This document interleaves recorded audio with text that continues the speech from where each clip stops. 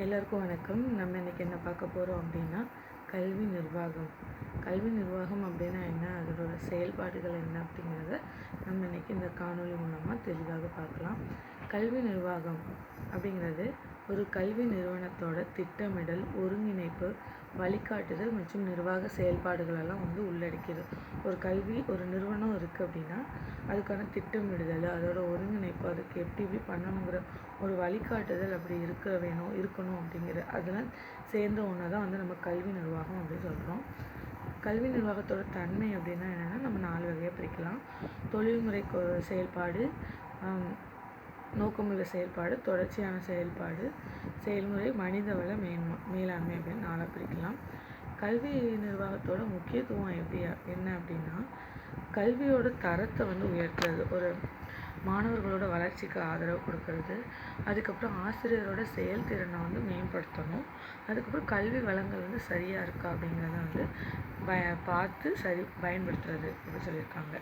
அடுத்து கல்வி நிர்வாகத்தோட நோக்கங்கள். கல்வி நிர்வாகத்தோட முக்கியமான நோக்கம் என்ன அப்படின்னா, கல்வி தரம் மேம்படுறது, மாணவர்கள் மற்றும் ஆசிரியரோட நலன்களை பாதுகாக்கிறது, கல்வி திட்டங்களை செயல்படுத்துறது, நிர்வாகத்திறனை அதிகரிக்கிறது அப்படின்னு சொல்லியிருக்காங்க. அடுத்து கல்வி நிர்வாகத்தின் செயல்பாடுகள், திட்டமிடுதல், அதுக்கப்புறம் என்ன பண்ணுறதுன்னா ஒழுங்குமுறை, தொழில்நுட்ப ஆதரவு, மதிப்பீடு, இது எல்லாமே செய்கிறது தான் கல்வி நிர்வாகத்தோட செயல்பாடுன்னு சொல்லியிருக்காங்க. இப்போ கல்வி நிர்வாகத்தோட கூறுகள் என்ன அப்படின்னா, ஒரு விஷயத்தை மேற்பார்வையிடுதல், அதுக்கப்புறம் அதுக்கு தேவையான நிதி வசதிகள்லாம் இருக்குதா அப்படிங்கிறத சரி பார்க்குறது, அதுக்கப்புறம் மாணவர்களுக்கு தேவையான சேவைகளை செய்கிறது, அதுக்கப்புறம் மாணவர்களுக்கு தேவையான தொழில்நுட்ப ஆதரவுகளை செஞ்சு கொடுக்கறது அப்படி சொல்லியிருக்காங்க. அடுத்து கல்வி நிர்வாகத்தோட தலைமைத்துவத்தில் யார் இருப்பா அப்படின்னா, தலைமை ஆசிரியர்கள், முதல்வர்கள், கல்வி நிர்வாகிகள், இவங்க தலைமையில் இருப்பாங்க. ஒரு கல்வி நிறுவனம் சரியான முறையில் செயல்படணும் அப்படின்னா தலைமைத்துவம் அவசியமாக வேணும் அப்படிங்கிறத சொல்லியிருக்காங்க. இது கல்வி நிர்வாகத்தோட சவால்கள். இப்போ ஒரு கல்வி நிர்வாகம் அப்படின்னு இருந்துச்சுன்னா அதில் நிறைய சவால்கள் இருக்கும். என்ன, போதுமான நிதி வசதி இல்லாமல் இருக்கும், தொழில்நுட்பத்தில் அவங்க பின்தங்கி இருக்கலாம், மாணவர்கள் மற்றும் ஆசிரியர்களோட எண்ணிக்கை அதிகமாக இருக்கிறது சவால்களை நம்ம எடுத்துக்கலாம். இப்போ கல்வி நிர்வாகத்தில் புதிய தொழில்நுட்பங்கள்லாம் வந்திருக்கு. என்னென்னா, தொலைக்கல்வி, உலகத்தில் எந்த இடத்துல இருந்தாலும் நம்ம கல்வி கற்றுக்கிடலாம் அப்படிங்கிற ஒன்று. அப்புறம் இணையம் மூலமாகவும் கற்றுக்கலாம், இது எங்கே இருந்தாலும் கற்றுக்கலாம். அதுக்கப்புறம் அறிவியல் மற்றும் தொழில்நுட்ப மேம்பாடு இதில் நடக்குது அப்படின்னு சொல்லியிருக்காங்க.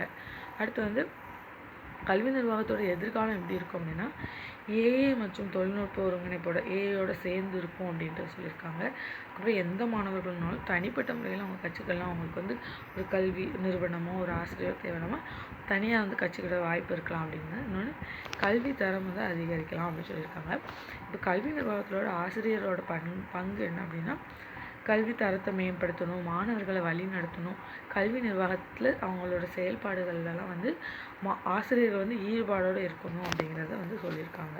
அடுத்து மாணவர்களோட பங்கு என்ன அப்படின்னா, சுறுசுறுப்பாக பங்கெடுக்கணும். எந்த ஒரு பாடமாக இருந்தாலும் சுறுசுறுப்பாக பங்கெடுக்கணும். அதுக்கப்புறம் தனிப்பட்ட முறையில் வளர்ச்சி அடைவது மட்டும் இல்லாமல் குழு முயற்சியிலும் வளர்ச்சி அடைந்தவளாக இருக்கணும். அப்புறம் மனிதநேயம் மற்றும் சமூக வளர்ச்சி பெற்றவங்களாக இருக்கணும் அப்படின்னு சொல்லியிருக்காங்க. அடுத்து கல்வி நிர்வாகம் அப்படிங்கிறது ஒரு தொடர்ச்சியான செயல்முறை. கல்வி தர உயர்வுக்கு இது முக்கியம்.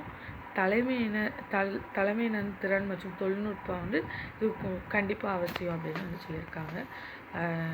நம்ம இன்றைக்கி என்ன பார்த்தோம் அப்படின்னா, கல்வி நிர்வாகம்னா என்ன, அதில் ஆசிரியரோட செயல்பாடு என்ன, மாணவர்களோட செயல்பாடுகள் என்ன, கல்வி நிர்வாகத்தோட செயல்பாடு என்ன, அதோட கூறுகள் என்ன, தலைமைத்துவம் எதுக்கு முக்கியம், அதோட சவால்கள் என்ன அப்படிங்கிறத தெளிவாக பார்த்தோம்.